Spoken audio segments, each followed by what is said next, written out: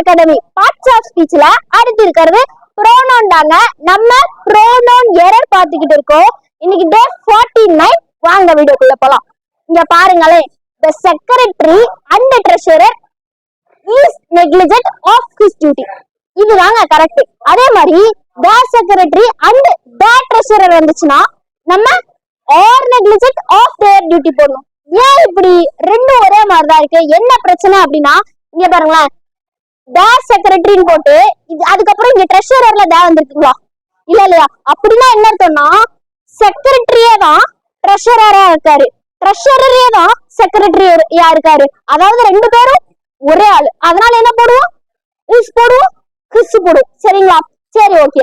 அதே மாதிரி the secretary and the treasurer அப்படின்னு சொல்லும்போது செக்ரட்டரின்றவர் வேற, ட்ரெஷரர்ன்றவர் வேற, ரெண்டு பேரும் வேற வேற ஆளு. அப்ப என்ன போடணும்? வெரி குட்ங்க, ஆர் போடணும். அப்போ இங்க என்ன போடணும்? சூப்பர்ங்க, டேர் போடணும். சரி, உங்ககிட்ட நான் ஒரு கொஸ்டின் கேக்குறேன். இந்த செக்ரட்டரி ட்ரெஷரர் ரெண்டுமே ஒரே ஆளு, அவங்க ஒரு பொண்ணா இருக்காங்கன்னா என்ன போடுவீங்க? வெரி குட்ங்க. இங்க என்ன போடுவீங்க? பிசிக்கல்ல என்ன போடுவீங்க? ஹர்ரு போடுவீங்க. சரி, ஓகேங்க. இன்னைக்கு உண்மையிலே ஒரு யூஸ்ஃபுல்லான ஒரு விஷயத்த கத்துருப்போம். இதே மாதிரி நாளைக்கு நம்ம ஐ ஹர்ட் மை செல்ஃப் வருமா, ஐ ஹர்ட் யுவர் செல்ஃப் வருமா, இல்ல ரெண்டுமே கரெக்டா, இத பத்தி பார்க்கலாம். இதுல ஒரு ட்விஸ்ட் இருக்கு, வெயிட் பண்ணுங்க.